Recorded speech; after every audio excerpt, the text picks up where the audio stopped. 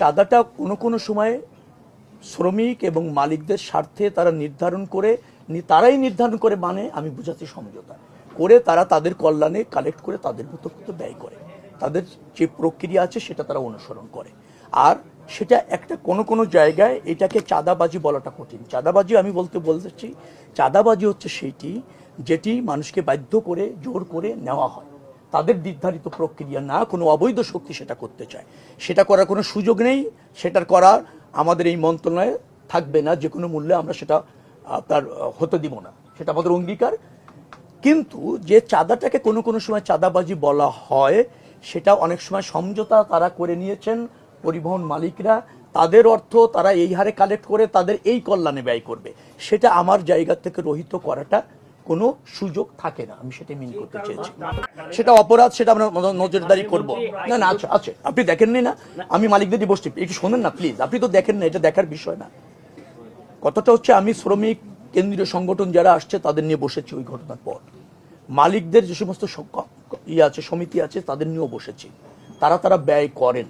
আর সবচেয়ে ব্যাপার হচ্ছে আপনি একটা শর্তে একটা সমিতি রেজিস্ট্রেশন নিয়েছেন, ট্রেড ইউনিয়ন করছেন, সেখানে কোনো ব্যত্যয় হলে এটা বাণিজ্য মন্ত্রণালয়ের অধীনে তারা দেখতে পারে। চাঁদাবাজি নিশ্চয়ই একটা ফৌজদারি অপরাধ, সেটা যদি ঘটে অভিযোগ থাকলে আমাদের কাজটা কি, সেটা হচ্ছে নিশ্চয়ই স্বরাষ্ট্র মন্ত্রণালয় দেখতে পারে, ফৌজদারি অপরাধ হিসেবে ব্যবস্থা নেবে। আমরা যোগাযোগ মন্ত্রণালয়ে আমাদের এটা নিরাপদ সড়ক রাখতে চাই, পরিবহনগুলো একটা শৃঙ্খলার সাথে সেটা চলছে এবং যাত্রী বহন করছে, এইটা আমাদের সুপারভিশনের দায়িত্ব। সে জায়গায় আমরা মনোযোগী আছি, যেখানে ব্যত্যয় হচ্ছে আমরা স্বরাষ্ট্র মন্ত্রণালয় বাণিজ্য মন্ত্রণালয়ের সহযোগিতা নিয়ে এখানে একটা জবাবদিহিতা আনার চেষ্টা আমাদের অঙ্গীকার, এবং সেটা করছে। বৈধতা এখন ধরেন আমি তো মসজিদ কমিটিতে চাঁদা দিচ্ছি, এখন কি বলবেন? আমি তো রিহাবের মেম্বার, প্রতি বছর চাঁদা দিই, কি বলবেন? এটা অবৈধ বলবেন? আমি জাতীয় নির্বাহী কমিটির মেম্বার, আমার পার্টিকে একটা নির্ধারণ করা আছে চাঁদা দিতে হয় বছরে এই কয়টা টাকা, অল্প কয়টা টাকা, আপনি কি অবৈধ বলবেন? আপনি অবৈধ বলে বলতে পারেন, আমি তো আপনাকে এটা বলছি না। আমি বলছি ট্রাক মালিক সমিতি তাদের কল্যাণে যে টাকাটা নেয় তাদের মধ্যে মিটিং করে নির্ধারণ করে সেটা বৈধ। যারা পথে অবৈধভাবে নেবে সেটা তো অবৈধ, সেটা আপনারা মনোযোগী যদি করতে চান আমরা তৎপর আছি। স্পেসিফিক বলেন যে এই জায়গায় এটা ঘটছে, ডেফিনেটলি নেসেসারি অ্যাকশন নেওয়া হবে। না না, আমি বৈধ আর অবৈধ বলা কিছু না, আপনি কেন বৈধ আর অবৈধ জায়গায় যাচ্ছেন?